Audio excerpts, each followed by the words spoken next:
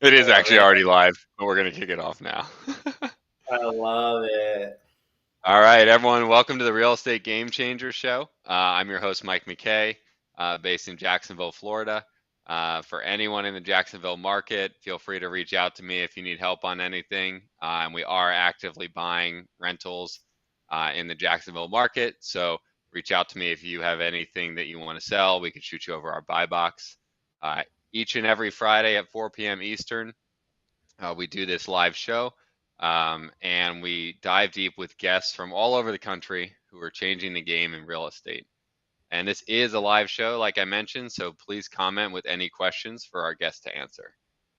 This week we've got Ryan Rice on the show. Ryan is based in St. Augustine. He started investing in 2020, and since then has done over 130 deals, with the majority of them being virtual deals in all different markets.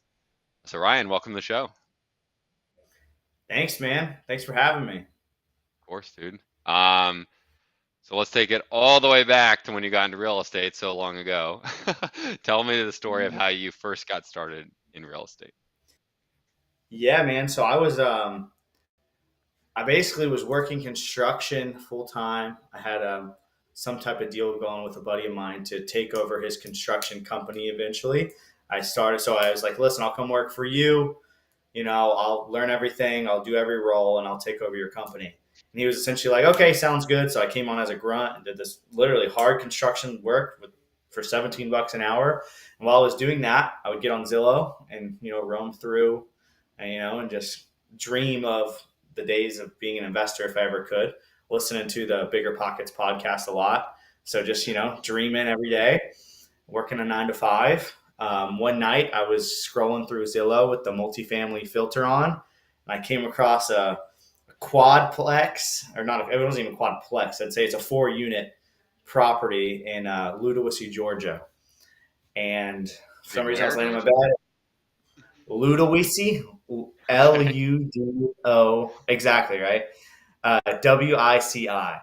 Um, but I was big on, like, all I knew about real estate was the 1% rule. I just knew, like, if Yeah, you're sure. buying something for 130, it needs to rent for 1,300 a month.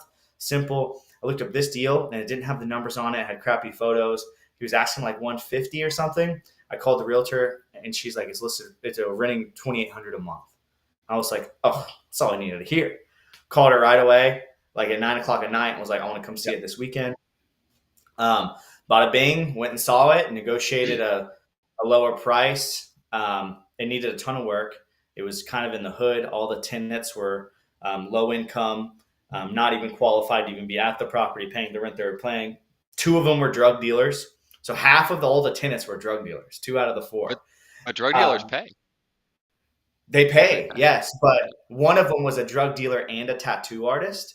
So when we ended up kicking him out, his whole entire unit was like, I guess when you do tattoos, there's a back spray. Like you do a tattoo and then you to empty the gun, you spray it. You're supposed to like spray it into the garbage. It's like this black ink, the leftover. No, dude, he just sprayed it on the cabinets, the walls. Oh my God. Yeah, it's a nightmare. But so, anyways, yeah, that was my first deal. It was a nightmare. I bought it. Worst deal I ever bought, but it was the best deal because it taught me patience, and it taught me like how to go through the suck of things. Like I was Yep. working a nine, not even a 9 to 5. I was working from basically 6:30 in the morning to 5:30 at night, ripping stucco off the side of buildings, like true like labor, like hard labor. And then every weekend, I would spend the whole weekend working on the property, my property I bought, and I'd bring a lot of the workers that work construction with me on the weekend. So all the money I made that week, I would pay out to all of them on the weekend to come work for me at my property. Sure. Like I Yeah. was just a maniac. I had no life, and I put blood, sweat, and tears into the place. And through that, I got to vet a lot of property managers and a lot of people, and yeah, that was kind of the start of things. From there, I ended up that job ended up coming to an end. Essentially, the owner told me, "Hey, man, I just really like running the place. Sorry, I'll offer Yeah. you 50K." He offered me at the end. He's like, "I'll offer you a 50K a year salary plus a small percentage commission on any new construction you get, or something like that." And I was just like, "No, dude, like, no hard feelings. Super cool dude. I'm still friends with him today." And I was like, like, are you cool if I like peace out? Like, do I need to even give you a notice? He's like, no, I mean, I respect it. Like, you're good to go. So we shook hands, all Yeah. good, water under the bridge. And I was like, listen, I'm moving into real estate. So, How'd you buy that um, first one? Like you bought it cash or used financing or what'd you do? so I used financing. It was, sorry, forgive me. It's a 4 unit now. It was technically a 5 unit at the time because it was like 2 duplexes plus a mobile home. Okay. So I was able to actually get commercial financing on it. So I had No to way. put, I got commercial financing on it. I had to put like 30K down or something. So I think I had to put 30K down on a purchase price of like 120 or something. I had the seller concede like 5 grand to me, so it ate up a lot of the closing costs. But I think I was all in it for like 30 grand, and then Yeah. and yeah, that's how I got the deal initially. I Still own used the it? listing realtor. Say again. Still own it? Oh, I still own it. It's yeah, of course. So I didn't now, know. I mean, it brings, yeah, no, I own it. It still doesn't like, it still got to do repairs. It's still kind of like a thorn in my side in a lot of ways. But now we have all stabilized tenants. I actually, through those weekends, I renovated every unit basically, got all the bad tenants out. And now I think it brings in like 4,700 a month or something like that. And I deleted one of the units. It was a 5 unit with the mobile home. I deleted the mobile home, and it still brings in I think like 4,700 or something Wow. a month. So yeah, it turned into a win, but it's still like it needs random repairs. It's still a thorn in my side and takes up too much brain real estate for me to logically keep. But I Yeah. only keep it as a reminder and a token of, hey, this was my first deal. I poured my blood, sweat, and tears, and like I go to the property like once. I've been to it, once in the last year. And when I went to it, it was like such a reminder when I drove through it of all the time and hours I had poured into this piece of real estate and how this is exactly like you need to do it in the beginning. I feel to really learn and just go through the suck. Like you need to suffer. Like it makes you stronger. It makes you better. Sure. So it just reminds me of the time I got to suffer and get stronger as a person. And now I think that was like the perfect thing to harden me into the real estate investor I am now. It was the perfect Yeah. trial. Working a 9 to 5, you have no money, you have no time. You just have to Yeah. figure it out. You like, go to Home Depot with a trailer and stack it 10 feet high with drywall and figure out how to use the freaking little latchy, the strap. Like, you know what I mean? Like just all Oh, this you need to like. At least I wouldn't say you need to do it, but it certainly helped me. It was very sure. hard and it was good for me early. Um, so yeah, man, that was my first deal. I did that, working that job. Like I said, that job didn't work out. So from Yep. there, I was still interested in real estate. I didn't really know where I wanted to go. So I had gotten my real estate license previously and never really used it. So I was like, listen, I got my real estate license. I'm going to go in and work for one of the real estate sales teams. Like there was a big team. I live in St. Augustine, Florida. So it was one of the local big teams, big names. I went and, was like, hey, I want to, be one of your sales agents and learn everything. And I went and worked for them for, I think like 6 months. And through that 6 months, I realized how much I hated being a realtor because Yeah. essentially their strategy was, and I'm very authentic and honest. Like I'm very like I will never lie to anyone. Like I'm as straightforward as it gets, and genuine. And their approach to getting listings was like, hey, literally, get your phone out. I want you to call every contact in your phone, and I want you to say, hey, Jason, hey, it's Ryan from high school. How you doing? And then this is what I did. I would call everyone and ask them how they're doing, and they would be so happy to hear from me. Oh my gosh, I'm doing so good. Blah blah blah. Like, they'd get all excited, and I'm trying to get to the point, but I'm following like what they tell me. So I listen. We have a 5 minute talk, and then it ends with, hey, and just so you know, I just got my license, became an agent, and like because it's so ingenuine. I'm calling them not because I care, but I'm calling them because I want money and I want to Yeah. be a real. You know what I mean? Like I'm trying to build a relationship for money. And so if they Yeah. think it's a genuine thing, and at the end, I hear in their voice like, "Oh, like basically, oh, this was all fake. You only called me to tell me you're a realtor." And so that was their process, and I absolutely hated that. And I Yeah. couldn't do it anymore. And I got listings, and I was making some money, but it felt so. It was not me, and I wanted to Mhm. be more in control of my own destiny. So from there, I went on a snowboarding trip, December of, I guess, so last year's 21. So December Yeah. of 2020, I went on a snowboarding trip. Um, And in that snowboarding trip, I went alone to Snowshoe, West Virginia, in a little cabin. That's not even a cabin, like a little studio, 200 square foot. And for a week, all I did was snowboard and game plan my future in real estate and dream big. And I wrote down exactly what I wanted my office to smell like and feel like, and what I wanted my people to talk like, what I wanted the vibe to be, what my Mm-hmm. goals and aspirations were. I wrote down every single thing, and that's when I came up with Yellow Card Properties, and I decided I wanted to be a wholesaler, be an investor. I wanted to be in control of the deal. I wanted to be looked at as an expert, not someone that you can call at 7 o'clock at night and say, "Hey, show me this house," and you have to. I'd be at like church events, like with my church family who I love, and I would get a call at like 6 o'clock right as we're about to eat dinner, and it's like, "Hey, I want to, I need to see this house on the beach," and it's like $1 million house, and I'm like, "Oh, okay, well, that's a lot of money. I guess I'll leave all my friends now, right?" Yeah. And I hated that. So from there, I started Yellow Card Properties, um, and yeah, here we are. It's almost 2 years later. We're like a year and I guess 10 months later. So That yeah, here we was are. February of 2020, or I'm trying to do Yeah, yeah. math. So no, of 2020. So it was December of 2020 when I went on that trip, end of December, Yeah. and then the start of 21. Right. I got back on like January 1st, basically, and that was when it Okay. was like go time, and that's when it was, you know, time to hit the ground running and figure things out. So you decide to take the jump. You spend a week writing, kind of, writing out what you want your business to look like, what you want it to be. You decide on your path, right? But now you got to go get a deal, right? If you want to be a wholesaler, if you want to be a investor who buys off-market properties, you got to get your deal. And your first one you bought on, straight off the MLS or Zillow. What did you do? You get back into St. Augustine after this trip, and you're like, all right, I'm doing this. What's the next thing you did? Yeah, so right when I got back, it was funny. So I had all these plans to start my own company. Right, I already built the vision. Yep. And I had attended a seminar the day before I left for snowboarding, a Jax Ria seminar with this Okay. lady. I can't remember, but she's known as the queen of flipping. She's a beast. She's like this short, red-haired lady.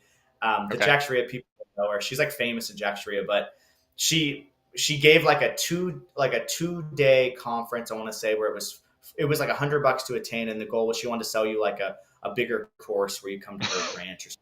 She lives in Ocala. Anyway, she's a beast. So I did that right Yeah. before I went on the Yeah. trip, and she was all about direct mail. So Okay. when I went to this, it kind of opened my eyes, and I was thinking of direct mail, all these different things. So when I went on my snowboarding trip, that was really all I had in mind because I didn't really know there was anything else. So Sure. I Yeah. get back from my West Virginia trip, and I'm looking up deals on Facebook, and I see a couple of deals, a couple of rentals a local guy had in St. Augustine, and he was my age. He was a kid, like literally my exact age, maybe a little older than me.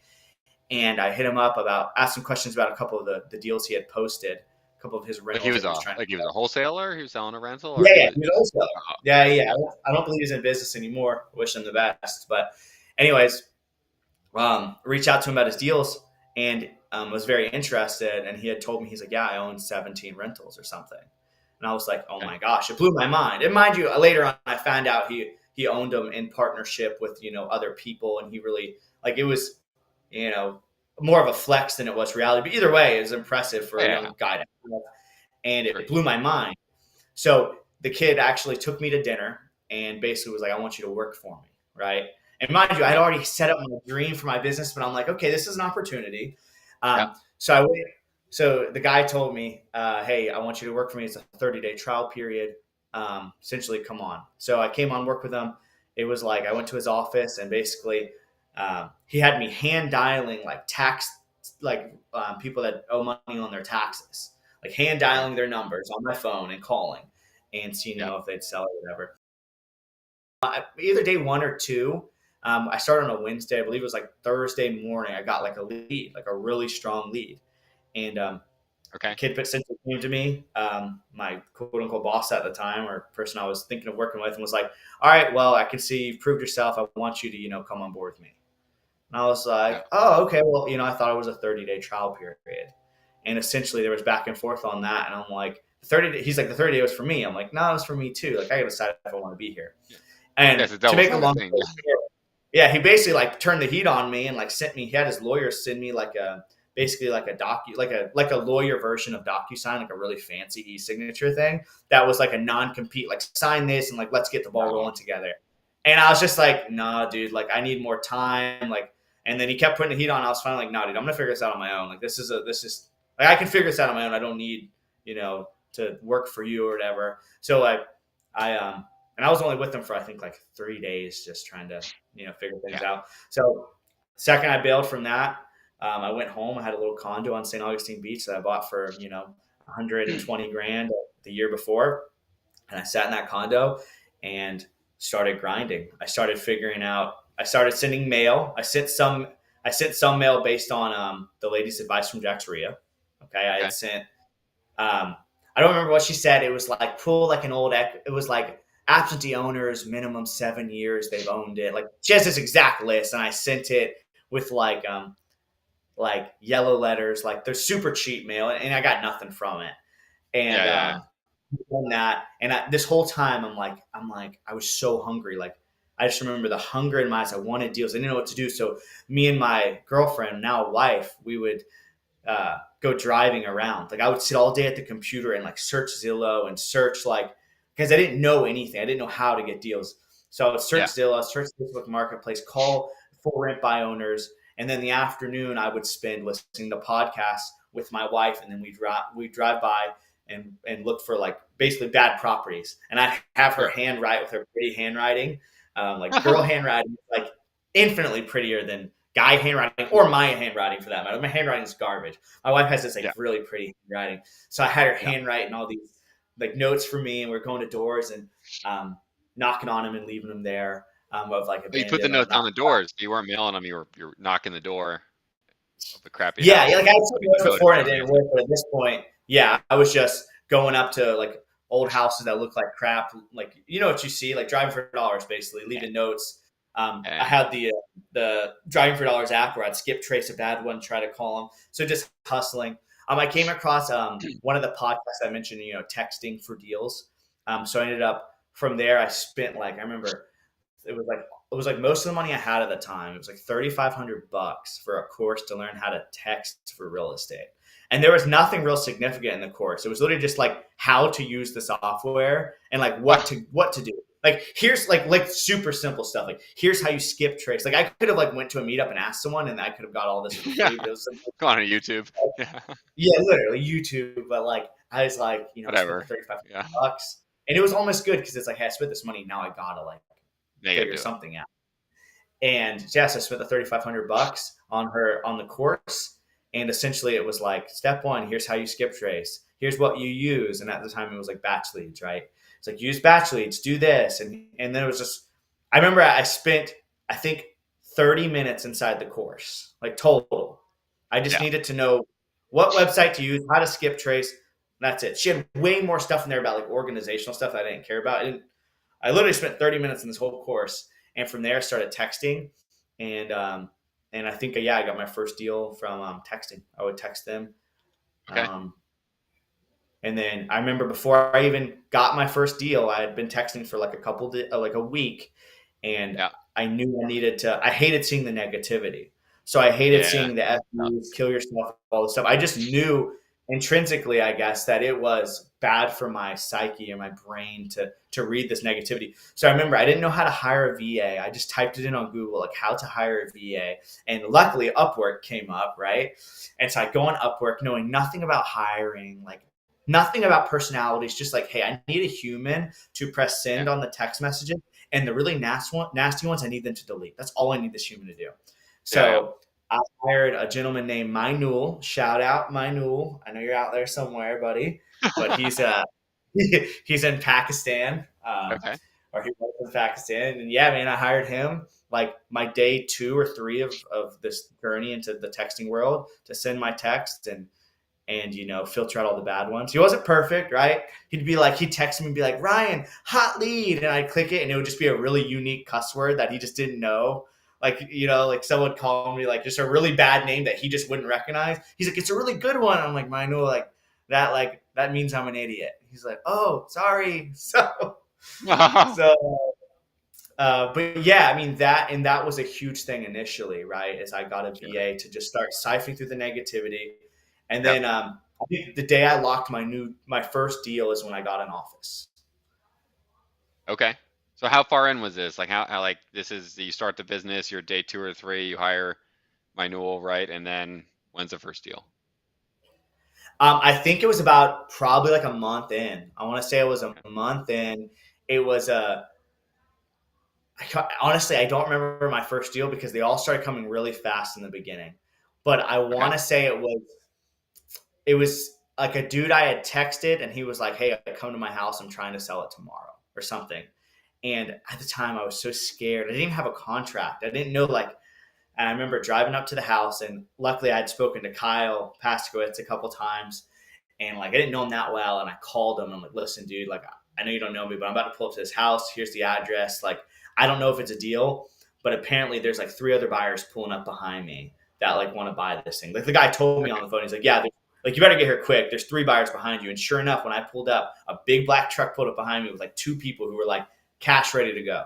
And Yeah. I was and the guy told me he wanted 60 grand. And I think the ARV on it was like 140, 150, but I just didn't know anything about rehabs. Like it was Sure. a Yeah. 60s built house. I live in St. Augustine. This house in Jackson. Like I just don't know what I don't know. And I remember Kyle was like, "It's a deal at 60." I'm like, "Are you sure? Because I'm gonna go lock it." He's like, "Run in and lock it right now." So I hung up on Kyle. I ran inside this house, and I had literally like the car had parked right behind me as I was getting out of my truck. I ran up to him and I was like, "We have a deal at 60." Stuck my hand out, and I knew he was kind of like one of those old like Southern gentlemen. A handshake means a lot, right? So I stuck my Yeah. hand out, and he's like, "We have a deal at 60." Done. Shook it. Had him sign the agreement, and he was nervous about signing the agreement. But what? So like we're talking about that. Then the other buyers walk up. And these guys had way more money than me. They were a lot older than me. I think he said they owned a construction company. It's like these guys, like literally, like we're the real deal. They're gonna buy the thing for 60. They walked up, and I respect that dude to this day. He looked at them and said, "Sorry guys, it's sold." And they were like, they're all No pissed. They're way. like, yeah, told him it's sold, and they left. And that's when I was like, okay, I think I have a chance here. But I still hadn't got it signed, right? I still hadn't got this But deal he kept his signed. word. He kept his word on a handshake. That's amazing. That's his word. But Yeah. the legendary part of this story was, or the funny part was, he felt weird. He didn't trust me, and I get that. I don't even think I did have a branded shirt. So I like had a branded shirt with my like logo, and I had a website. I got those things kind of up and running like initially, right? But he just didn't trust me. I didn't know a lot about real estate. I had no money, Sure. right? And he had every right to trust me. So I had no money, of course. Um, Yeah. I spent it Kyle all was a on buyer though, frequent. so whatever. Yeah, yeah, yeah.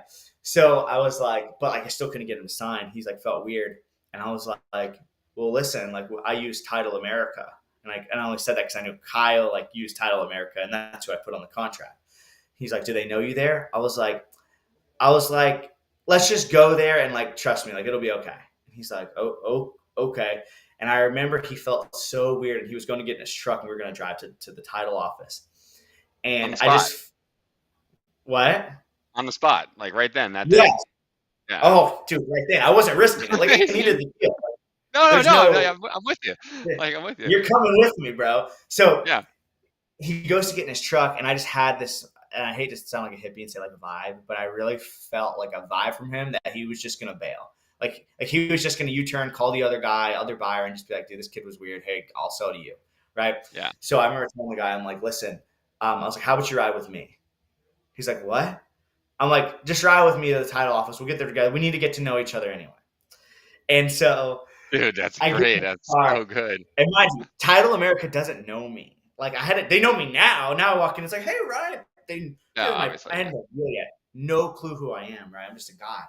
So I get in the car. Now I have this guy in my little red Honda, just me and him, and it's dirty. I did not expect someone. There's Topo Chico bottles like right down his feet and like throwing them in the Yeah. back. So he gets in, feeling super uncomfortable. Mind you, this guy's like 67.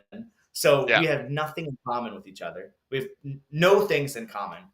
And so I'm just making small talk. I think I'm thinking like, okay, we were like, I don't remember which part of Jacksonville we're in.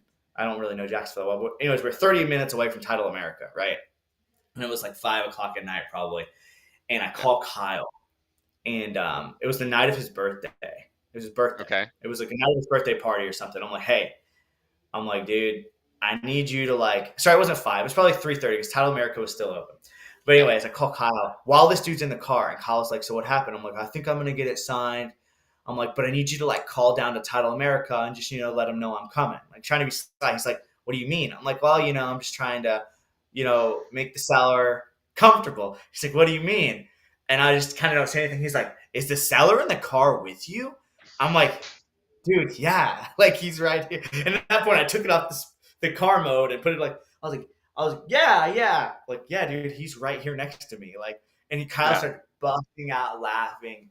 And he started, I can see that he's happening. like, Yeah. he's like, that's hilarious, blah, blah. I'm like, dude, that's cool. I'm like, all right, thank you, Kyle. Like, just basically trying to get off the phone because the dude next to me is like, what is this kid doing?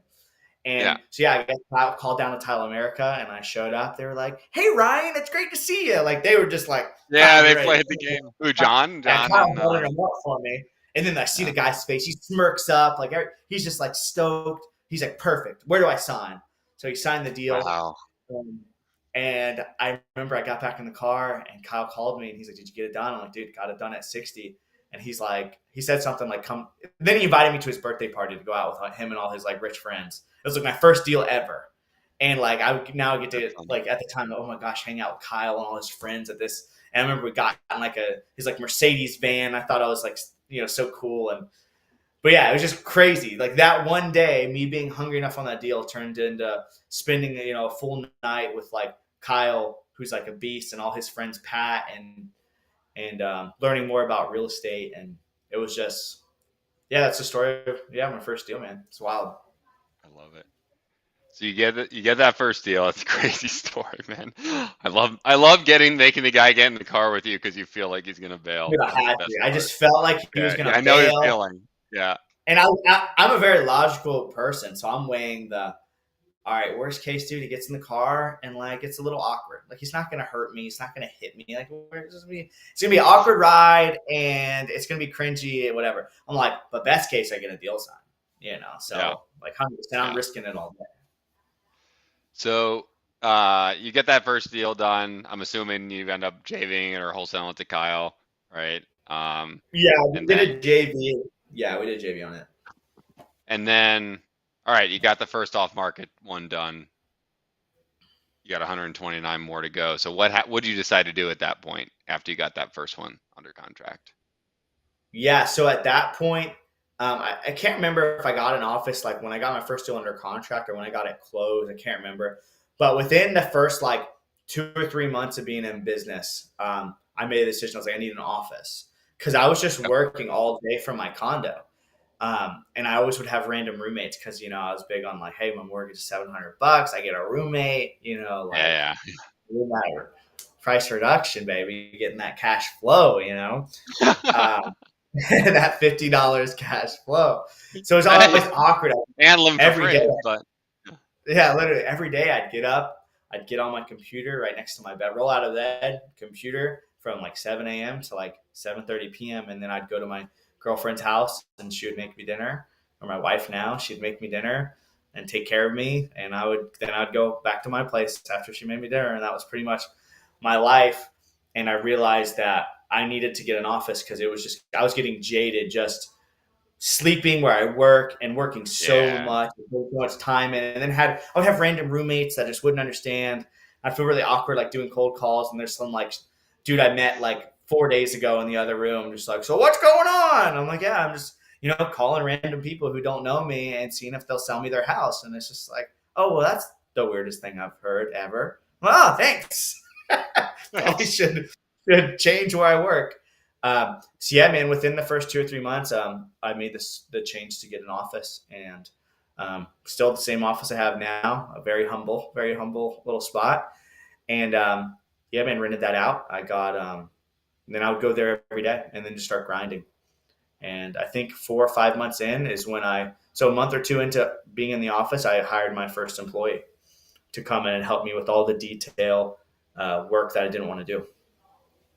So between that, did you get any other deals between hiring your first employee and? Oh yeah. Oh yeah. After I got that first one, it was just, I was rolling. It was just, I think the next one I got done after that was a 2-pack. A guy texted a guy and he like didn't want to sell to me, but the way he talked to me in the text, like he said he had multiple properties, and I was super hungry, so I called him, and I convinced him to sell me two of his houses that he owned in Jacksonville. So I ended up Okay. doing a two for a deal and getting both Great. houses. But yeah, no, I started. So that's when the ball started rolling really quick for me as far as getting deals. We just started doing. Initially, I was pretty much all in Jacksonville, just doing a ton of Jacksonville stuff. So you're just hammering text messages, calling people when they get back to you. Is that pretty much the extent of the business for the first, 6 months? Yeah, I would say it's texting. I was doing like other stuff too, like doing bandit signs, sending out the occasional mail, but still never got a deal from it. Huh. Um, just stuff like that. But mostly, yeah, it was texting and getting on, trying to get them on the phone because I never took any sales training. I still haven't. I've never read a sales book. It just came really natural to me, Yeah. and so I just knew if I just get someone on the phone, like it's butter. If there's a chance they're selling, like they'll sell to me. Yeah. Why wouldn't they? Why wouldn't? Right. So you're doing a lot of stuff in Jacksonville, but you've also jumped into like a lot of different markets virtually. So when did that start happening? Yeah, so I made the decision pretty early that I didn't want to go on in-person appointments. Okay. Um, I, I, when I was envisioning this company, I wanted something that was scalable. I didn't like the idea of having to, go to every house. Okay.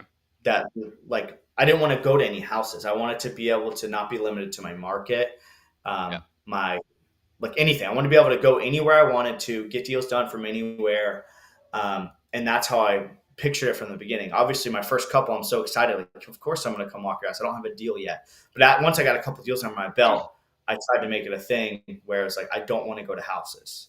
Yeah. Um, so that was basically the principle of it: is scalability and being able to go where I want.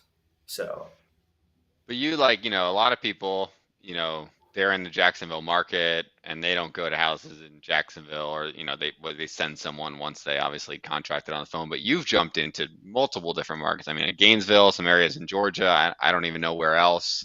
Like what made you decide to do that versus focusing on Jacksonville or St. Augustine yeah, or Bayou? yeah. So I'm a big like proof of concept guy. Like I have to see it and feel it for it to be real. Like I Yeah. don't just believe what people tell me. I got to like really experience it. So as for locking down deals, it was more proof of concept. It was like fun for me. I was like, okay, I locked down deals in Jacksonville. Can I lock down a deal in St. Augustine? Okay. Yeah. Can I do, if I can do Jacksonville, I can do Fernandina.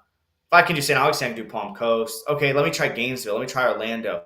Let me be Yeah. crazy and try Georgia. Let's try Panama City and Tampa and, you know, Daytona or wherever. So it was more proof of concept for me. I needed validation that not only is this scalable and can I go wherever I want, let's see if I actually can go wherever I want.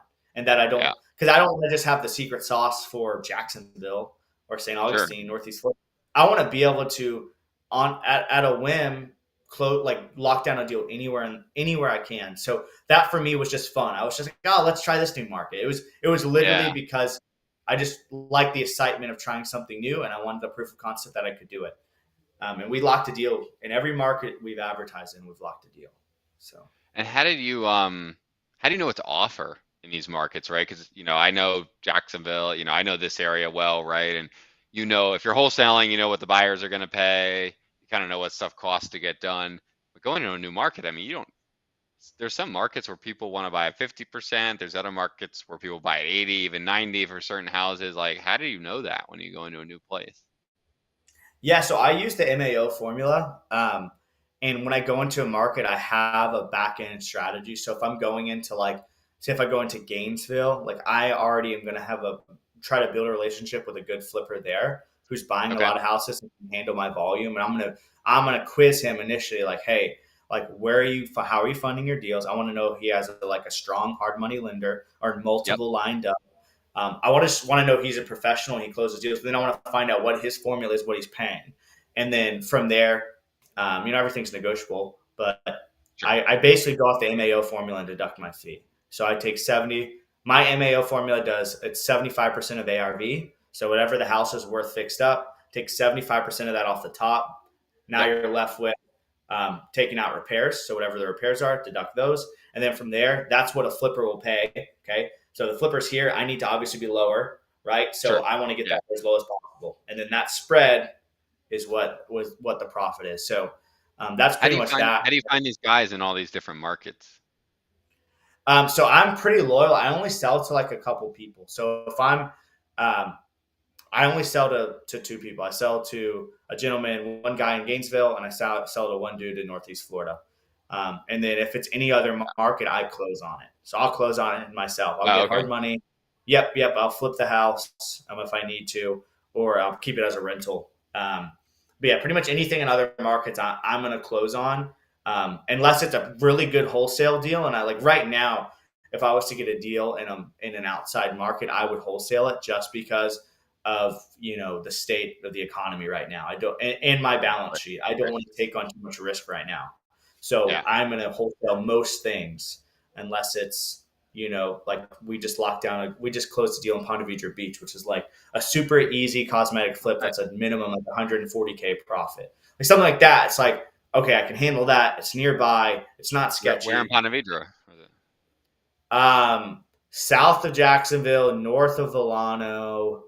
I know where Ponte Um, Vedra is, dude. I just saying where. no, well, let's Where in say Ponte no. Vedra? There's sections of Ponte Vedra, bro. I don't know the exact place, dude. I It's forget. 47 minutes away from St. Augustine, so it's up there. It's practically Jacksonville, It's but it's like an practically Jack's old Beach. neighborhood. Yeah, everything's built in like the 70s, but stuff sells like nice, decent stuff in that neighborhood sells for like 650. We got it for 385, and it needs like 50. Wow. Nice. So you're So gonna it's do a that. thick. You're gonna flip it, or no? You wholesaled it, or you're Yeah, still yeah, in. I'm gonna flip it. I mean, I'm not swinging the hammer, but I have a No, contractor I know. I've really good Yeah. relationship with, who's gonna be doing the full rehab. Yeah. Cool. So, got it. So you went into like all these different markets.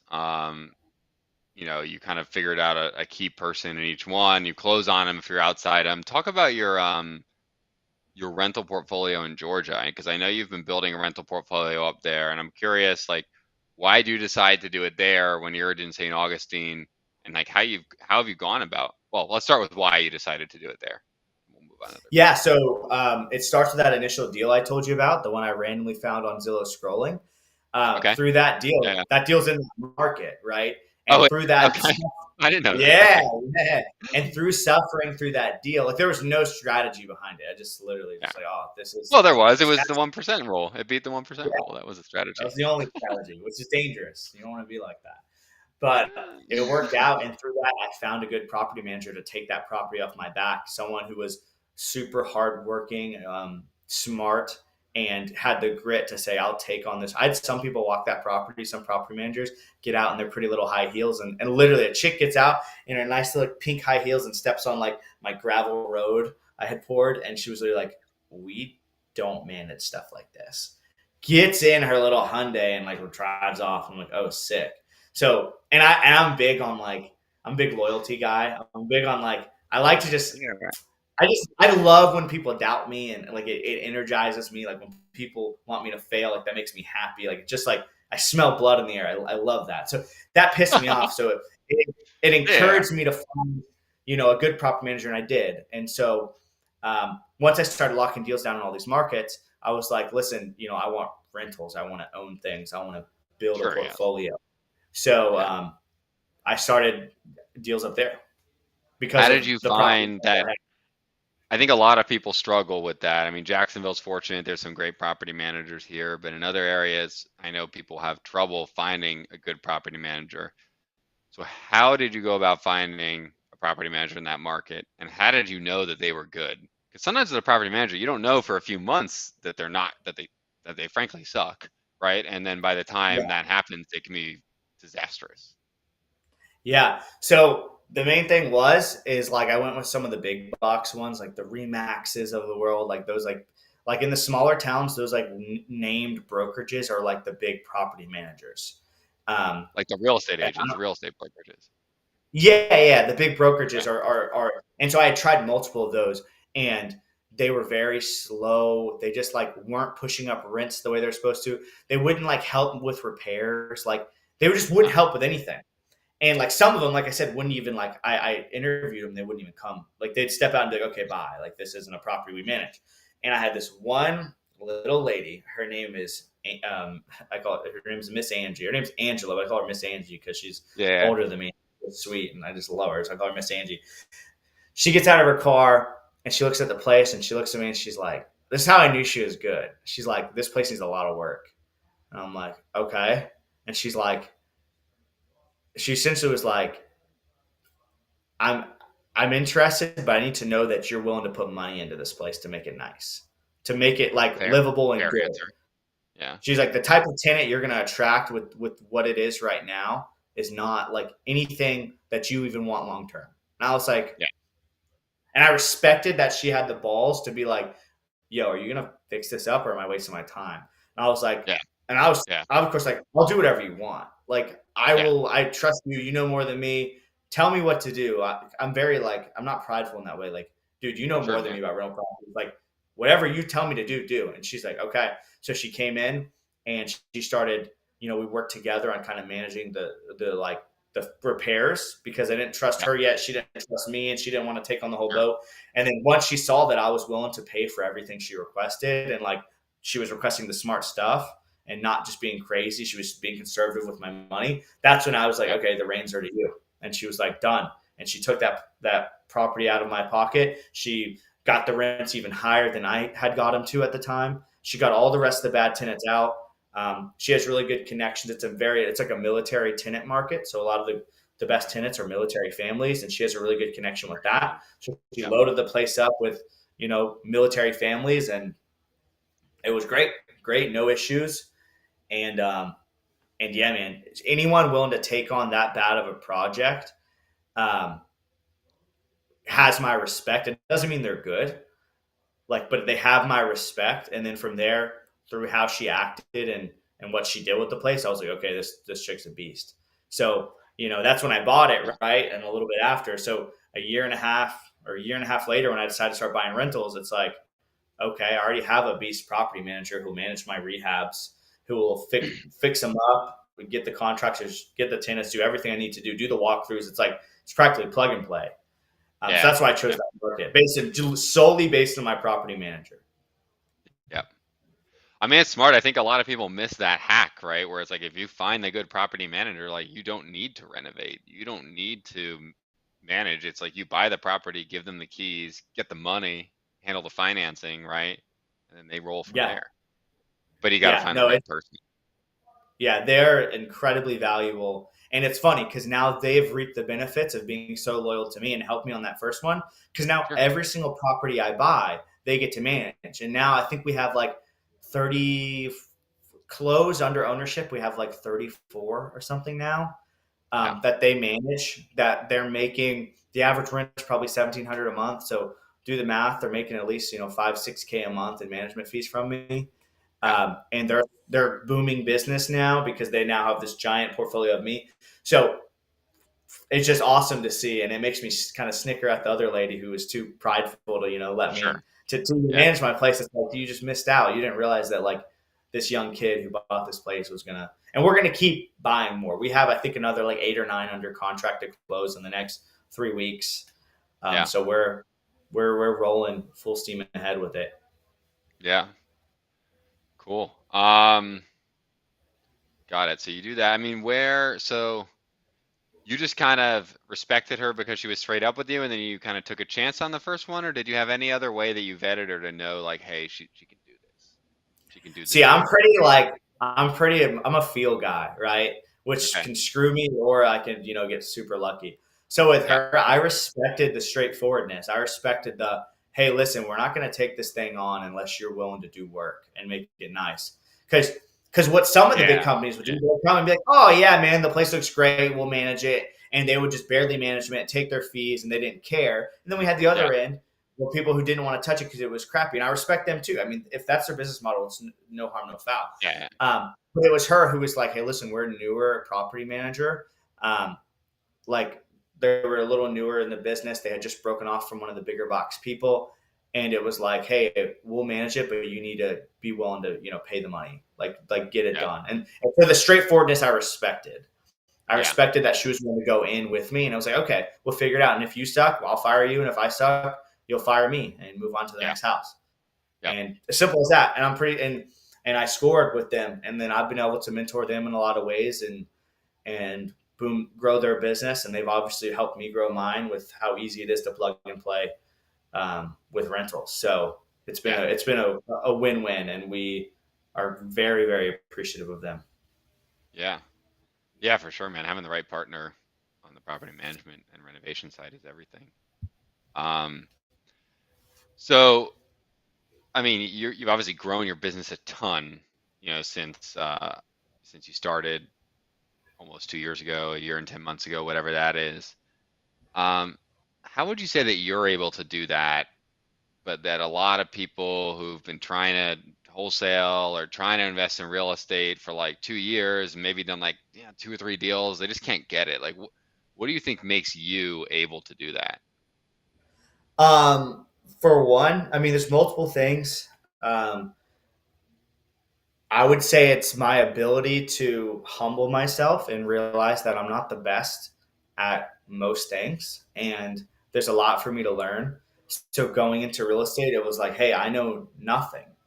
Yeah. And I want to, learn from the best. So I hung around the best, and I took what they said as basically gold. A Yep. couple things I would tweak just because of personal preference, but in terms of the core not values, but the core things to push in a real estate business or in a business in particular, it was like I will follow it to a T. So I wasn't Yeah. stubborn, I wasn't prideful. Like there's a lot of guys, and I've talked to a ton of them, friends with a ton of them. Yeah. Do 20 deals a year, or just started, or whatever it is, and it shocks me, just the stubbornness, right? And like you have to be Yeah. stubborn to really grow something giant. You have to be stubborn a little bit. Like I'm sure I Yeah. come across as arrogant to a lot of people, and that's not the worst thing. But Yeah. when you're in a room with someone significantly better than you at the thing you are trying to grow your whole life in, aka a real estate business, and you're not willing to listen to them, it's it's so foolish. It just makes no sense. It's just Yeah. pride. Like, what do you know? Like that's my Yeah. mindset. I know nothing. Like I just started going Yeah. to a new gym where all these guys are freaking swole, and the trainer's been trained for 50 years. I listen to everything the dude says. I'm Yeah. not cocky. I can deadlift, 400 pounds, but if he tells me the other day, your deadlift form's off. Yes, sir. You know more than Yeah. me. It is off. You're right. You have no Yeah. reason to lie. I'm going to Yeah. correct my deadlift. I can deadlift freaking twice my weight. Like Yeah. Yeah. people don't realize that translation to life and real estate. Like you have to humble yourself and know that every man is a superior to you in some way, and Yeah. you have to recognize that and be willing to learn. So I'm just always been willing to learn. I've always been willing to say, okay, that makes sense. Like I'll do Yeah.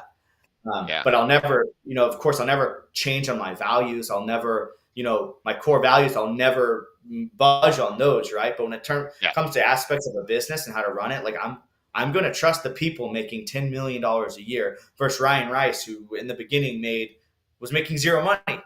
Like Right. why do I have a say? That's why it kills me when these guys who, have done maybe 10 deals in the last 2 years or whatever, and they haven't like gained traction. They come talk to me, and I'm like, hey, well, you're doing this wrong. This makes no sense. You need to do this. And then they're like, what? It's like, what do you mean? Like just listen, like shut up. Like Just do it. shut up and just do Yeah. it. I have no reason to lie to you. I don't have a loser mindset. I want you to be great. I want you to crush Yeah. it.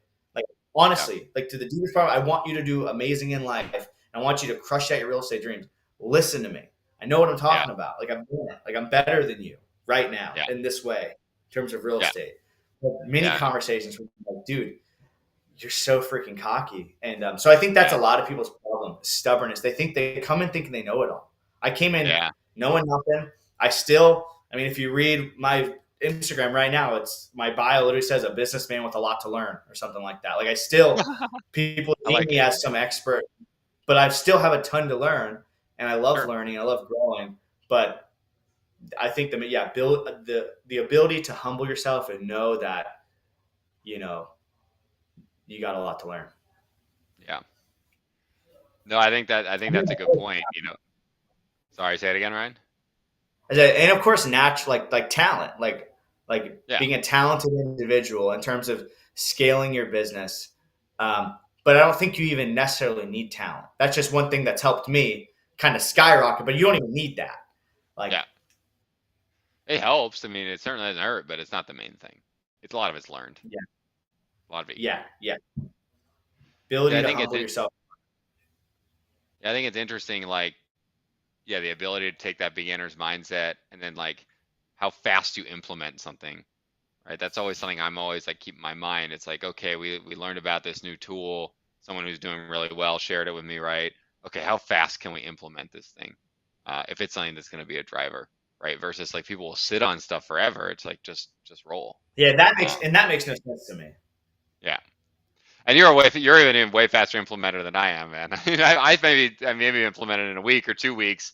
You probably implemented the second you get home. So Yeah, yeah. Like I have a couple employees now. One of them's my I call him my he's basically my operations coordinator role, like just helping with operations, yeah, hiring, business strategy stuff for him to implement. Very very smart guy. Um, and I had this idea for how I wanted to change how we're doing some of our marketing, and it was like, hey, like, oh, I want to do this, and he was like, okay, and he starts thinking about it. I'm like, no, no, no, I want to start now. So let's yeah, figure everything out now because I want to start now. I don't delay. Maybe that's one of my strengths, and I don't spend a lot of time in self reflection on this stuff. But I'm the type of guy who analyzes almost nothing, right? Like yeah, there's a lot of very analytical, smart, methodical guys. Like you're very methodical, right? Like you're just a very smart person, right? Like I talked to you and I asked you detailed questions because you just know your ish, right? But a lot of people, I think, analyze too much and they spend so yeah, much time planning. Where it's like the book Bluefish. Um, yeah, uh, he says he's like in his British accent, but he's basically like he's like there's people that have analyzed things over and over 100 times. It's like by the time you've made your spreadsheets and analyzed and done your, all these things, I have tried it 40 times and yeah, I have failed almost all of them, but I figured it out because I just kept trying and kept trying. And oh, that doesn't work. Let's try this. That doesn't work. Let's try this. And I just figured it out. So yeah, I accomplish what most people want to accomplish by just doing, and spending yeah, almost no time realizing it. Like it would probably scare you, like how little thought process I put into the like my new marketing campaign I'm going to do, or my sure, new like area I'm going to go to. Like that, when I tell you it's a thought for 3 seconds. It's a 3 second thing. I'm like, yeah, we'll figure it out. yeah, Like we'll just yeah, go. If it doesn't work, we'll try something else. But we're gonna do it. Um, yeah, and I'd say probably the one thing that ties with the ability to like be humble and listen and learn is I've truly always believed in myself. And yeah, like I've honestly believed that like I'm gonna just do it. Like I'm gonna get it done. Like I'm gonna grow this into a giant business. yeah, Um, Sometimes it didn't feel that way. Sometimes it was like there was hard times where I was like, "Oh, am I going to get a deal?" But in the back of my head, I always knew, you know, like I yeah, always knew it was like when you walk into my office when I went to snowshoe and when I went snowboarding, I wrote on a piece of paper. I want it to be I want it to feel like a Brooks Brothers vibe, right? Until this yeah, day, yeah, you walk into my office and it's like a Brooks Brothers swag vibe. Everyone, not yeah. like it's just very just like sharp Is that dressed, good store even looking still dude. open? Yeah, yeah. I like Brooks Brothers, by the way. I didn't even know it's Well still beloved, around. but like it was just like from the beginning, I had this vision of okay, I'm going to grow something big, and it's going to be great. And I'm just not going to fail. Whatever it is, I'm going to figure it out. Yeah. There was Well, no thought of yeah. Talk about that. Like, there's tough times, right? Like, what have you done? Like, I love your mindset, right? You and I talk about this. I just love your mindset. But what do you do in those tough times, or what do you do on a daily basis to cultivate that mindset of winning, right? Because that is there are freaking hard days, right? So how do you there keep are your hard mindset? days. Yeah. Honestly, I think a lot of it's just in you. I think I'm a very competitive person, and I think a lot of that is from how I was raised. I was the youngest of three boys. My brothers are 6 and 8 years older than me, and I was the youngest. I always had to fight for everything. I had to prove that I was worthy to even hang out in my brother's room. I had to like beg them if I could go hang out with them and watch a movie. I always had to prove myself and be competitive. My brothers were playing Halo 2. It's like I'm gonna be in my room playing Halo. I'm gonna get way better than them. And like Yeah. it was just this undying competitiveness I've always had since I was a kid. So, um, but for people who don't have that naturally, like I know what helps me is doing really hard things. So Okay. like like doing hard stuff purposefully. So like I do a really hard workout Monday, Wednesday, and Friday with a group Mm, of people, like with that older, like that guy who's been working out for 50 years, where it's like really, really hard. It's the hardest thing I do all day.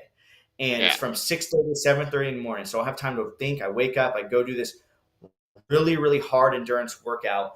And at the end of that workout, it's like, okay, that's the hardest thing I'm going to do all day. Yeah. Now I get to go sit in an air conditioned office and talk to a couple people on the phone and do some tech Yeah. and get rich and make my employees rich. Yeah. Okay. Sounds like a great day. So Yeah. for anyone who's not naturally that crazy competitive, I'd say a lot of you, it's just not in you, and you should probably go work for someone like me. But for honestly, um, true. Like for that, and that probably applies to 90% of people.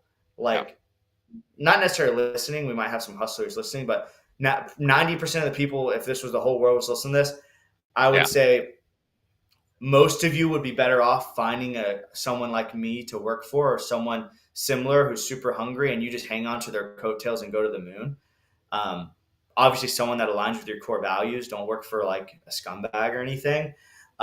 Rather than trying to be Superman yourself when it's or be this, grow this great business yourself, when you're better off being a team member in someone else's system, and you'll be Yeah. happier and better that way.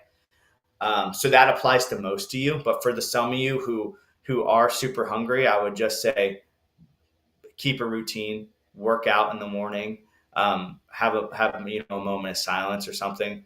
But Yeah. honestly, I think for most people, it's just in you. It's just in you. Like you'll have Yeah. bad days, but you're still gonna wake up hungry.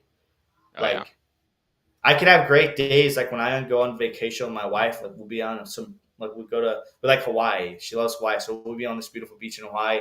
But like the curse of being someone like me is you don't get to enjoy things like that. I'm I sitting know. there on the beach, but all I'm thinking about, and you can attest to this too, all I'm thinking about Yeah. is the future. I'm not worrying. It's not like, oh, what's gonna happen? Like that's a completely different No, it's not person. worrying. It's different. Yeah. It's different. It's just I'm excited for the future. I'm hungry. I have ideas, and I am everywhere but on a beach in Hawaii when I'm on a beach in Hawaii. And Yeah. so, for most of the people that would listen to this and aren't someone like me or Mike, you are very blessed because you can go get those days off and have that time in You Hawaii. can And guess chill. where You can you are? chill out. Yes, It's you're possible to on a chill beach in out. Hawaii, Yeah. and I never am, even when I am, right? It Yeah. never. I just and it'll always be like that. But I'm happy because that's just how I am. But it's just it's just people are completely different. Yeah, they are for sure. So, where is your business today? I mean, you've done 130 deals, a lot of different markets all over the phone. But like, what is your team today, and what does your business look like today? Yeah, so we own like 30 something rentals. I told you. Yeah. I'm trying to get that number up a good bit before the end of the year, but the rising interest rates make it harder to find deals that cash flow to my standard. And I'm Yeah. not one to buy a deal that doesn't cash flow just to hope on a later refi at a lower interest rate. I'm not one of those guys. I kind of I want it all and I want it now. And yeah, I'll suffer my cash flow a little bit, but I'm not going to buy anything that breaks even or negative for the Yeah. sake of just saying I have more properties. But But yeah, so how my business looks in general, I mean, I'm the only owner and partner. It's just me. There's no one I like that gets a piece of the pie. There's no one that shares any ownership with any of my properties with me. Or um, I have I think, let me count. We have one, two. So I have 5 employees. 2 are virtual. We Okay. have 2 kind of virtual sales assistants that help us with our day to day, getting our text messages sent, helping sort them, helping with some list pooling. So we have Okay. 2 VAs off site that are super helpful, awesome, and we treat them like part of the family. That's another thing. Yeah. My VAs are treated like they work for, like they're in the office practically. Like their pictures on my website. Like you go look, we pay for them to get professional photos done so that Yeah. they can be a part of our website, so they feel like they're included and they're treated like every other employee. We don't throw them away. We Yeah. only hire ones that are the best. If you even slightly suck, you're fired. And Yeah. um, so I think that's people make big mistake people make is not treating their virtual employees the same as their regular employees. I think it's one of the big Yeah, because they mistakes. don't realize it. Like what people don't realize is your virtual employees are people. They're just Yeah. like us. They're Yeah. not lesser than us. We're not better than them. Like you are no greater than a 22-year-old girl in the Philippines working for $6 an hour. We're completely Yeah. equal in that And way. So some of them are probably better than you in a lot of things, in a lot of areas. yes, like I said, everyone's a superior in some way to you. Everyone is Yeah. in some way a superior, and so we treat our VAs like family. I think that's key. Yeah. But as far as our in-office employees, we have we have a coordinator, transaction coordinator, who is like middleman. So once I lock a deal down, get it under Yeah. contract, it goes to my coordinator. He handles everything from all the way to close, so I never have to touch the deal again. I don't have to do any paperwork. My transaction coordinator also helps me with my refinances. He does a million things Ooh. for me. Just all the detail stuff I don't want to do. So it helps me with all the paperwork on my refinances. So that even when I'm buying a rental, it's as simple as me just closing a normal deal. I just close a normal deal. It That's goes to my great. The refi transaction coordinator. paperwork such a pain in the butt. I Yes, have a dude. TC, It's outsourced CC, but they don't do the refi paperwork for me, and that is, oh, yes. So I've trained him on all of that, and it was hard to get it all going. But now he's trained, so he books the appraisal, he handles the inspections, he handles all the refi paperwork, every little thing. Because I don't want to do it, and I know it's just not highest and best use of my time. no, So not when at I all. lock down a rental, it's just like locking down any other house. It's treated the same way. I never have to touch it again, and then boom, it's added to the portfolio. So I've created that system in that way. Yep. Then we also have our new sales guy. So we Okay. just hired a new sales guy, and he's a beast. He just started a couple of days ago, but he's hungry. He's got the right profile. We're How'd you giving him find them? all the tools. So it's funny. We spend all this money advertising and vetting through people on. Reached out to you Yeah, or well, what? I had posted what my so I have another employee, my operations coordinator, who handles all my higher level operations, anything Okay. involving managing rehabs, managing contractors, hiring, firing, HR, random, like all the other detailed crap that I don't want to handle. That's more outside of individual transactions and more higher level. Handles all Yeah, that because I don't company. want to do Yeah. that either. Um, but yeah, so I had him come in and help me with some sales, and he still helps me with sales. And in 1 week, he closed. Um, he was able to close like not lock down 3 deals that were going to net us around 100 grand total. And Holy so crap. yes, yeah. So he was going to get a commission of about 10 G's, right? That's So I awesome, posted man. that. Yeah, I posted that on my Facebook, and I was like, basically like, yeah, my new sales guy first. One of my guys just doing sales his first week part time because he has all these other duties is locked down with 10K in commissions. Like we're hiring essentially, Yeah, who and wants to work? Yeah. yeah. Yeah. And this old buddy from high school hit me up. We didn't treat him special in any way. He They still should. got vetted through our process. He still did the culture index, which is like a personality profile. Yeah, yeah. We still make him do a Spark Hire interview, which is like a virtual interview where we're not present to see how he carries himself. And I knew him well. He already got my thumbs up, but we have to stick to our process. He did everything he Yeah. was supposed to do. We brought him in for an official interview. So that's really my hiring process is culture index first. If that passes, we have them do a Spark Hire. Once they Yep. do those 2 things and they look good and they match the role, we do an in-office interview. If that goes good, we'll do what's next is I will do typically like a shadow day where you come in, hey, just shadow us for a couple hours, see what the role's like, right? Yeah. Um, And then from there, we'll do, and I think this is decently unique to us, but I'll take them out to dinner with their significant other and my wife. And before Interesting. they're officially hired, I will have dinner with them and their significant other, and it's a test. It's a part of the hiring process because I want to see who they chose as a mate, because it tells a Interesting. lot That is about who they unique. are. That's Yeah, unique. I want to see. I want to see who they choose, because who you choose to spend your life with, whether it's your girlfriend, whether it's your wife, whatever it is, who you choose for that role tells a lot about you, and it tells me almost all I need to know. So if everything looks good, and then we go to dinner, and my wife sits down with your wife, and the whole time your wife's on her phone or looking down or doesn't ask any Oh questions about yeah. any of us and self-centered or anything like that, I now know the employee I'm going to hire is going to have not the best counsel. When they have a bad Yeah. day at work and they come home to this person and say, yeah, Ryan, this, they're going to get bad advice. Hey, yeah, just quit. Just do this, X, Y, and Z, whatever it is. Yeah, no, that's a good They're not point, going man. to be, Yeah. yeah, they're not going to be providing that person with the counsel they should be. Yeah. And so I vet every single person's girlfriend or spouse. Every employee I have, I know their girlfriend or spouse. They are lovely, lovely people.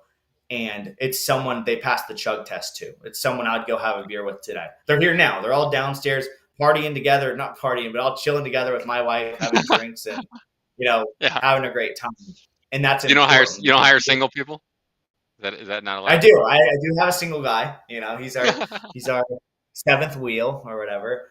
But yeah, I think that's super unique about our hiring process is I That want to is see who unique. you choose as a spouse, because if they suck, even if you're great, Doesn't matter. you're not hired. Like you're not in. And I don't tell them it's a part of the hiring process. I'm like, hey, before everything's final, let's just go get some dinner. And I take them out to a really nice dinner, and just see if if this spouse is an enjoyable person, and Yeah. if they're not, then deuces. And Yeah. with that foundation, I think that's gonna grow a great just culture, and it already has because we all get along so well, and we all come from such different backgrounds. And yeah, man, yeah, that's the people. Yeah. So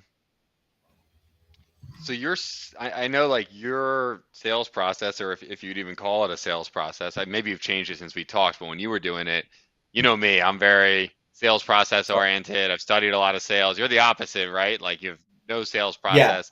And I'm always fascinated because you still end up getting a ton of deals. So just are you still kind of making offers over text, doing really short phone calls? Like what is your current sales process yeah, now? man. Super short phone calls. I'll only really get on the phone with someone if it's to close the deal. Like they've already agreed on my number. Then I'm getting on the phone with you. Other than that, I don't. I personally don't get on the phone with them. Now, for a newer sales guy, it may be worth your time to do follow up and to do these things. I don't do it. You don't Um, do follow up at all? no, I don't do follow up. So you So talk to them if one I'm on one. following, yeah, no, like I don't do any follow up. So if someone says no to my number, I don't follow up. I don't call them again. Um, I used to, and what it did is just bogged my schedule down with a whole bunch of just every day I would have like 30 calls to make, and I just hated it. I felt like a worker said every day I'd log in, it was like this big Yeah, to do sure. list, Yeah. and it just wasn't. I wasn't worth it. I'm not saying it's not worth it for new salespeople. Like my new sales guy, I'm having him do follow up because you got to go through the grind and you will Yeah. get deals from it. But Yeah. me, if I'm getting on the phone with you, it's to close the deal. I'm not talking to you. I'm not warming you up. And my process is super quick. Like I'll focus on your pain points, and I do it very naturally. I'll make you laugh, make you feel comfortable, um, get you and me on the same team, and then work a solution out together to get the deal done and what So, so, works. But so, there's so no. tell me about that. So you're texting them. They've already kind of agreed to the ballpark number at this point, or what's the? So we have a lot of lead sources, so it's hard on one. So some it's like we have television ads, right? So a Yeah, sure. television ad Okay. comes in. That's a Yeah. completely different conversation than the texting ad. Um, so with those calls, so I guess I got to correct myself. I will get on the phone when it's an incoming like TV ad lead, right? I'll talk to Okay. them, but it's very quick and very brief. So like the second I'll pull up the house, and if I see that they just bought it last year for 200 and the Zillow says 240, I'll be like, are you expecting to get more than what you paid for it last year? And they're gonna be Very like, direct. oh, um, no, okay, yeah. If they say yes, then it's like, honestly, man, we're not the fit for you. And I'll cut it off pretty quick. I'll give them Yeah. our pitch, like, hey, just so you know, if you go with a realtor, you're gonna X, Y, Z, X, Y, Z, X, Y, Z. If you go with us, it's completely, as is. We can close quick. We'll even rent it back to you. I give them the sale before I say, hey, it's not for us. But if you're stuck at this number, it's not for us. But so I cut calls off very, very quickly. Okay. Very Yeah. quickly. I don't have this longer drawn out process, but it's highly Yeah. efficient for my time. Because frankly, I don't want to spend 30 minutes on a deal that's not like the whole time they want too much money. Yeah. I think it's just not going to happen the whole time, and I spend 30 minutes. So So what are your lead sources? You got TV, you got texting. What else? Cold calling? TV, texting. We do the Google AdSense stuff where we bring people to our website, whatever that's Oh, called. okay. You know what it's called. Like when people Um, search for it, or the ones that are like the banner ads on the side? Like the pay per when people click? search for it, what's that called again? Oh, okay. Pay per click, I think. Something like that. It's when they search for us, and then we have cold calling as well. So I have a VA who does cold calls, and she does a brief script. And if it's a lead by our definition of a lead for her, she'll put it in our WhatsApp chat, and then the first sales guy to jump on it gets dibs and calls Yeah. him and gets it. So let's say the text ones that come in, right? Like, what's the flow with that? Because I think you make offers over text, right? From what you told me Yeah, previously so I in the make all my exchange. offers over text. I advise my new sales guy to not make all offers over text. I want him to call them first once they've been vetted, and then like once they're ready to receive the offer, I want them to call. Oh, sorry, someone just got here. My wife's like going crazy. I hear the squealing. Hey, um, sorry. Refresh me on what we were talking about. Completely zoned out. Your process when for texting leads, you were making offers over text. We say not your new Yeah. sales guy necessarily. Yeah, so like I told you in the beginning, like I would close deals on the phone through text. I get them on the phone first. Now I submit offers through text. I don't get on the phone with them unless they're like, "Hey, we're close on numbers," or I offer and they're like, "Oh, we're not too far off," or "Hey, we're right on the money." Boom, I'm gonna get you on the phone. And we're gonna close that deal. Simple as that. As for a new sales guy, though, I advise him. I want him once the lead is ready to receive the offer. I want them to call them first, see if they can present the offer over the phone. If no Yeah. answer, then I'll have them text the offer and move on to the next. What is ready to receive an offer? Like, what does that mean? So they've answered a couple of prep questions. I think we asked like, hey, can you tell us a little about the condition? And then like, is this a rental for you? X, Y, Z, right? Yeah. Just like a couple basic questions about the property, nothing about their pain or anything like that on the text. Yeah, yeah, Reason for selling. nothing about their pain. Just hey, can you tell me anything about the place? The pain often will come out when it's like, hey, is this a primary home for you or a rental? We'll get the like, oh, well, me and my wife just divorced, so I don't really know what it is. That's like, oh, Ah, okay. And like someone super like vetted like that, like I still won't call them. I'll still send them an offer over text. But like I yeah. would advise most salespeople, highest and best use of the time is to call any highly vetted lead. If you're good on the phone, Why do you think it works for you though? I know a lot of people who've tried making offers over text and they're not successful at it. Is it just that you're doing so many, like so much volume that something will we're stick, doing or what is so it? many. We're very consistent, so we send the same number of texts each day, every day, Monday through Friday. We How many don't is that? waver. So this whole time we've done all these deals. It was like 20. It was like 2,000 a day. Now we've just bumped it up. We're at like 8,500 a day. We just bumped it up in the last like week. Yeah. Um, You were at 2,000 a day so before, you said? 2,000? yeah, this most of the time, yeah, for the majority of the business, it was like 1,000 a day initially, and then 2,000 a day. Like probably 3 or 4 months ago, we started doing 2,000 a day, Yeah. and I was doing a lot of TV ads. I cut down a lot of the TV ad stuff Sure. during this kind of economic downturn. Didn't want to spend too much, Yep. and then use some of that money being spent on that to raise the text volume. And so now we send I think 8,500 a day. Got it. Okay. Wow. So then you're just making, and then right now you're not focused on Duval County anymore. So where you focused right now? Georgia, where I you're think buying it's been rentals one somewhere else? we're doing one list in Duval. Like I said, I kind of hop around, depending Yeah. on depending on what the balance sheet is calling for, like what I need. Like right now, a lot of people are lending me money, so I don't necessarily need a ton of cash right now. So it's more of okay, we'll find some rentals to allocate some money. But like where I go and what I'm trying to do is largely based on what I'm feeling. Like, oh, I'll just kind of go here. It's very loose. And like what the balance sheet's calling for. Like, what's my cash flow needs? Do I need money? Do I need rentals? Like, what can Oh, I do? sure. So you'll go to And so, areas and I, that are better to wholesale. You mean like when you don't have yeah, buyers in Georgia, for example, you're gonna keep it as rental if you buy it there. yeah. In Georgia, we keep it as rentals. In Gainesville, we have a really good presence there. We do a ton of TV ads. We just have a great presence in Gainesville, so it's really easy and a great wholesaler relationship with Yeah. a flipper there. So it's very Gainesville super turnkey for us. So if I'm trying to make quick money, it's like okay, Gainesville rentals, South Georgia. But we still do like if I want to do flips, I'm focusing Jacksonville, St. Augustine. We do a lot of stuff in Palm Coast. We just did a flip in Palm Coast that one of my guys got. That was part of his commission. Like I said, we made like 70K on it in like Nice. we bought it. We literally bought it.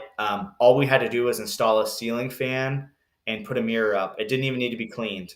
It was brand new, Is that built a flip or is 2009. that just like a wholesale? I mean, I love No, it. That's the it's a best kind flip, of flip, bro. but It's a flip. But yeah, dude, all we holy did shit. was install a ceiling fan and put a mirror up. It didn't even need to be deep clean because the home was built 2 years ago, and we Oh my bought it God. and then we sold. So we bought with first contact. I want to say from first contact to purchase and then resold again was like a 3 week period. So from the first contact to profit made was like 3 weeks. So you resold it. So you sold it to a Yeah, cash buyer on the back end then. yeah. Well, we Yeah. listed on the MLS. We closed on it in a week, Yeah. bought it with cash, and then listed on the MLS, sold it to a cash buyer, made them close quick on us. Yep. And yeah, it was like a 70K, I'd say, profit. Yeah. So you were saying that you got a lot of people lending you money right now. Are those private lender relationships that you've built, or like how are you going about that? No, I think it's weird. Like I think word's getting around that people like lend me money or something, or that I'm a good borrower. So Yeah. people like are just approaching me now. People that just not like business owners, just people who make great money are like, hey, I want to lend you Like money. private lenders, Essentially, like private individuals. yeah, literally just people. I'm like, Yeah. okay, That's I'll great. accept your. That's Yeah. the best kind of debt. Yeah, it's really good. It's The really good. Just junkies. yeah, unrestricted, not tied to any real estate. Just cool, and I'll pay you interest on it, baby. Oh, it's not even secured? It's not even secured by a No, mortgage? what? No, it's unsecured. Yeah. Wow. That's Yeah. awesome. It's just sign a personal guarantee, LLC, Yeah, and sure. personal guarantee. Yeah, of course. But yeah, it's not secured by real estate. No. Yeah. Got it. So I think if there's any other questions I had for you. I guess for you, I mean, there's always like a couple questions I like to ask at the end. 130 Yeah. deals. You've definitely got one of these scenarios. So what Let's hear it. is the craziest or most uncomfortable situation that you've ever experienced with the seller?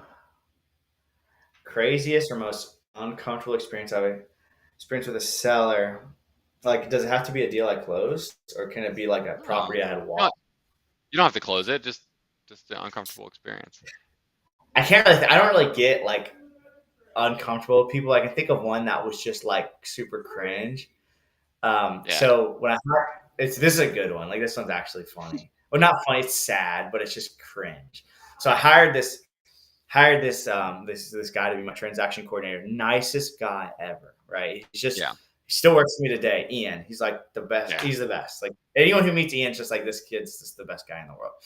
And we go to this house, and it's a house in Palm Coast. And it was still one of the first, I think I'd been in business 3 or 4 months at that point, like very Yeah. new, right?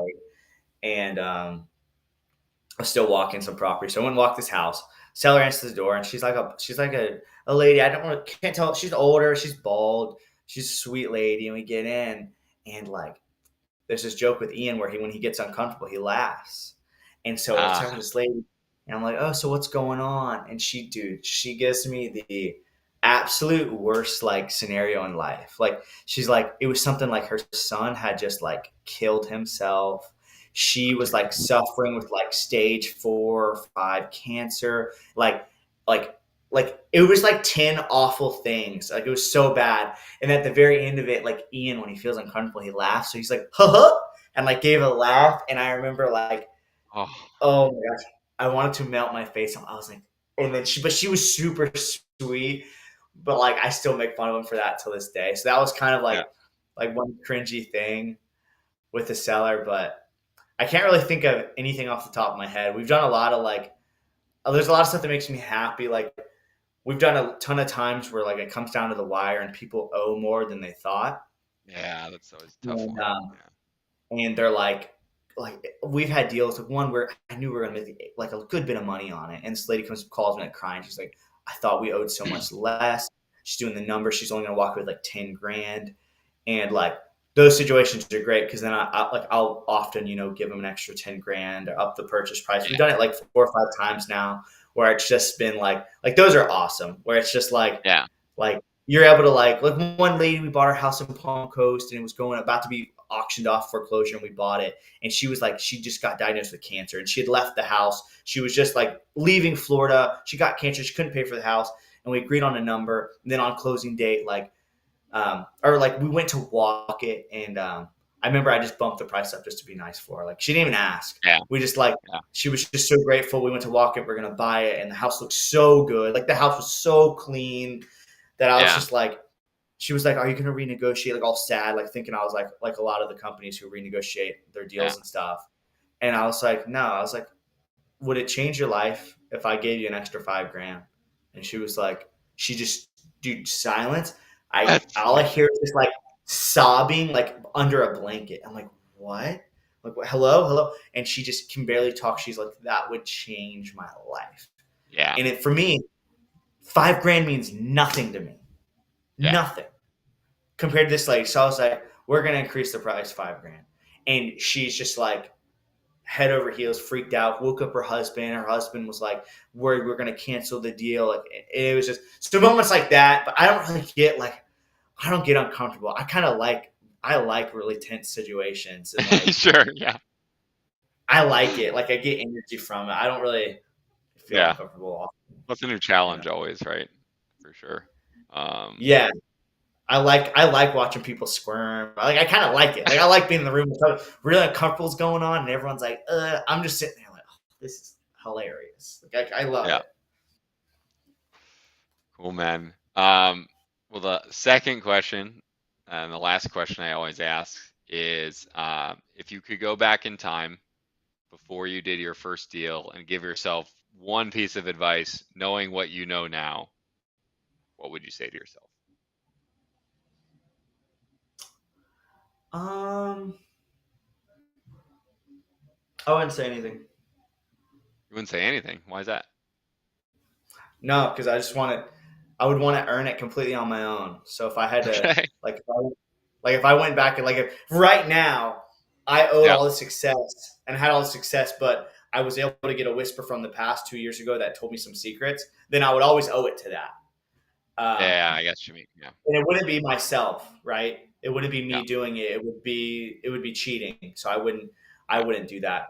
And that's also why I feel so bad for like people that are born rich. Like, I wasn't born rich at all, Yeah. but I feel so bad for the people that are born pretty wealthy and then they go into business and like they always have to like one up and try to Sure. like be better than way better than their father or mother, because they if they're not, then they just get attested, yeah, well, you were a rich kid, et cetera, et cetera. So Ryan, Lee just I wrote a would, comment. He said, Lee Hellstrom wrote, "Love how you guys are the opposite and both crush it and are absolute legends." Thanks, Lee. thanks, Lee. Yeah, I love Lee, and it's true. You and I are completely opposites, but that's why every time we talk, we both learn something because you're Yeah. so smart and detailed and methodical, and like there's no way you fail.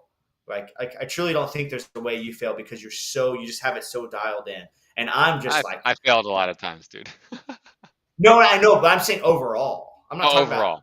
Yeah, yeah. I'm just saying there's no way you just don't succeed at something like in the end. Mhm. Like, you know what I mean? Like Yeah, with whatever you do, there's no way you don't just win because you're just so smart and methodical. And I'm just kind of like I guess, a crazy ball of energy. So it here's a works Blue out. Fisher. Yeah. You got to I say did it with read the that West after you told me accent. about it, or listen to it on Audible because the accent makes it better. Dude, the West Um, London accent. Oh my goodness. It just, it's beautiful. I'm gonna change that last question though before we go because I want to give Yeah. some help to people who are new and haven't gotten their first deal yet. So if you could tell one of them, I know you don't want to tell yourself and cheat yourself, but if you could give one of them a piece of advice and they're looking for their first deal now, what would you tell If you were looking for your first deal now, um, I would I would ask them to look inside themselves and think, like, is this really for you? Like, do you want to do, like, is it, are you hungry enough? Because for a lot of people, the advice is don't spend $20,000 or like don't like or spend all your time or quit your job and go into this. So I would have them do a self reflection and gauge themselves on a couple things. Have you been a decently competitive person growing up? them? Have you played any high level sports? Did you do anything high level? Did you always want to try to be the best? Did you? And that doesn't necessarily mean with school because I sucked at school. Not Yeah, suck, I just didn't care. Um, yeah, are you still like? I would have them do some self reflection to see if it was for them, and then if it was for them, if they truly are like, yeah, I'm like a self star, I'm a driver, like I want to get this thing done. Um, my counsel to them would be to put your head down, and it's not rocket science. Stay disciplined and do the hard work, and don't tell anyone what you're doing, and just don't tell anyone what you're doing. Like just why is that? Why do you say don't tell anyone what you're doing? I think I know what you're gonna say, but I want to hear you say it. yeah, like because when you start out, you're like a dimly lit candle in this giant dark room. You're just this tiny little flash, and you're vulnerable. And any one word or phrase or one thing from a family member can put that flame out because you're barely confident in yourself at this point. You're just trying to dance or you're figuring it out, and you risk someone putting out your flame early by sharing anything with anyone. Yeah, And I'm a very, I think, confident person, and my flame had almost gotten put out multiple times when I had shared things with family and close friends that just didn't understand what I was doing, and sharing it with them thinking they would like motivate me when they were really just like, what are you doing? What do you yeah, mean you hired someone from Bangladesh named Mainul? Like, what do you, that's really weird, Ryan. And it's like, in my head, I'm like, wait, that's a smart thing to do. And then I have someone telling me who like I've trusted my whole life saying, hey, that's yeah, weird. You risk getting your flame put out, and there's almost no, I'm very logical, there's almost no good that comes from it, like yeah. sharing things. And it doesn't mean you don't share it with your spouse, because if you've chosen a good spouse, they'll motivate you. But when it Sarah comes said to, Sarah Hamlin said Ryan bringing the wisdom. I love Sarah, shout out Sarah. Sarah's awesome. What's uh, up, Sarah? Yellowbird OG, she made my life so much easier in the beginning. For real. um, but yeah, I would just really advise people to just be careful who they share their early success or wins with or visions with, because there's almost no good that can come from it versus all the bad. Like there's almost, because most people have a loser mindset. Like most people, like if you start this new journey, most of the people are where you were. They're behind you.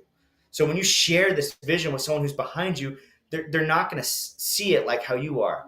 So there's Yeah, almost like a 99% chance you're going to get a negative bad comment, and then like a 1% you're going to get an attaboy. And if you're the yeah, person you're supposed to be, if you're someone who's hungry, you don't need attaboys anyway. yeah, So why, you know what I mean? Like you don't need an yeah, attaboy.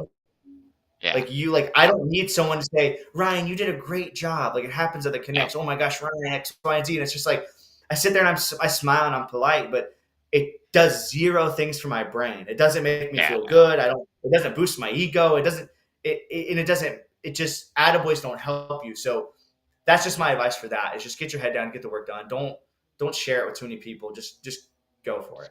Let's do it. Yeah. Awesome, man. Well, if people want to, reach out to you, they want to hit you up if questions, or if they want to send you a deal or anything like that, how do they go about doing that? Just find me on Facebook or Instagram. I think Mike has it posted below. Just hit me up on either of those. Um, don't try to sell me anything. That's super annoying. I've noticed since I've You become don't want more like big, Instagram followers? dude. No, heck no. Don't freaking follow me unless you freaking you're gonna Oh, like I my meant the guy's pictures. trying to sell you followers, dude. Yeah.